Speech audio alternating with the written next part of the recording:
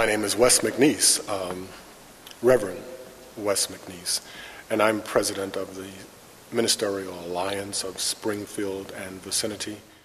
The Ministerial Alliance has joined with another group in town which calls itself Praying for Revival All Year. And we've decided to declare the year 2008 a year of reconciliation. And we put together a series of initiatives in order to accomplish that. Primarily what they are prayer meetings, but we're calling them Solemn Assemblies because that's how they were called in the Bible. So we're having a solemn assembly on the first Saturday of the first 8 months of the year, where we're coming together to pray. We're also doing this against the backdrop of the 1908 Race Riots, because this is the 100-year commemoration of that. And so what we're doing after we pray is we're marching from the church to one of the Race Riot markers, and we're praying there again before we dismiss and go home.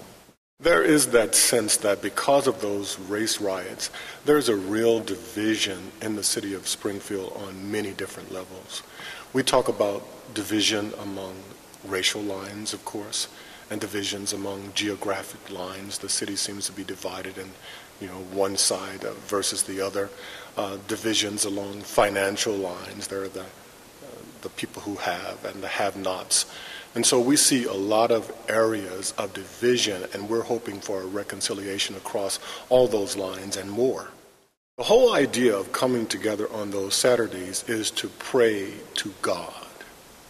We're believing that He has the solution, that He is going to help us with reconciliation. And we're hoping that as we continue these prayers, that God will begin to talk to us in our spirits, in our minds, and give us different plans, things that we can put into effort as a result of this that will bring about reconciliation.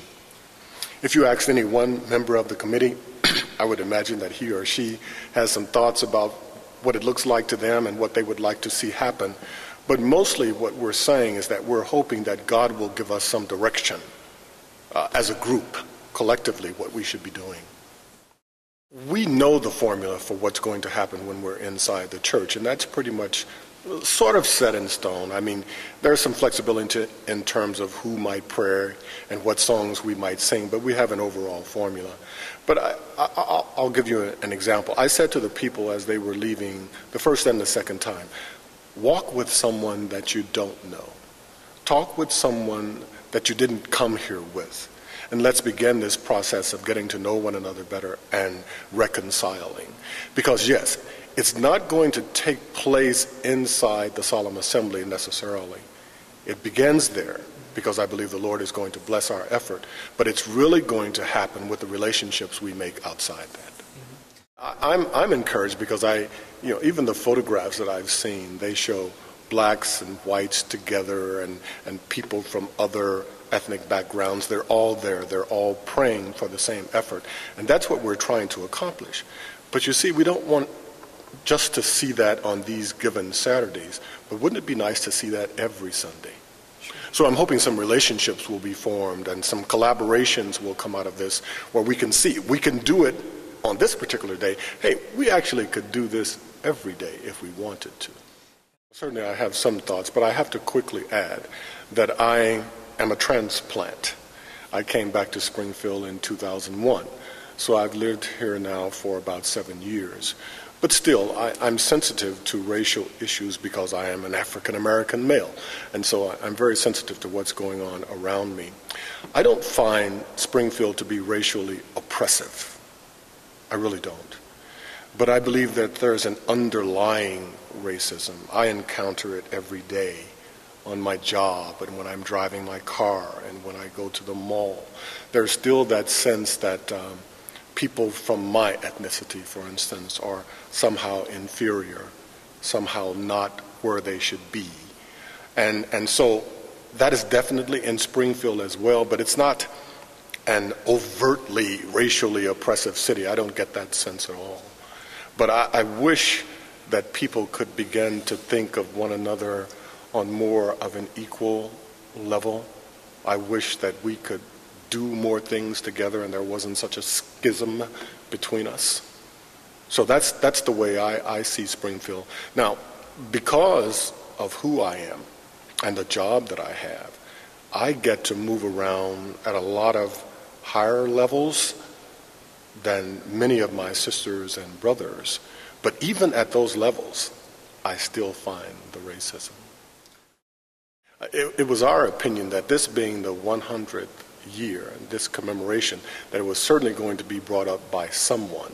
And since we anticipated that was going to happen, we as men and women of God wanted to be out front in terms of saying what we think should happen.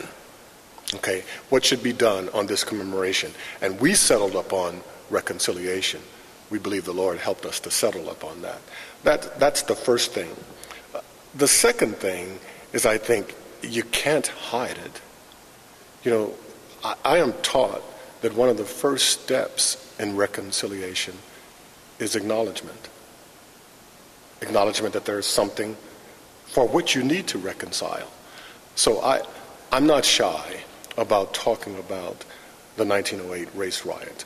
I don't feel the need to dramatize it.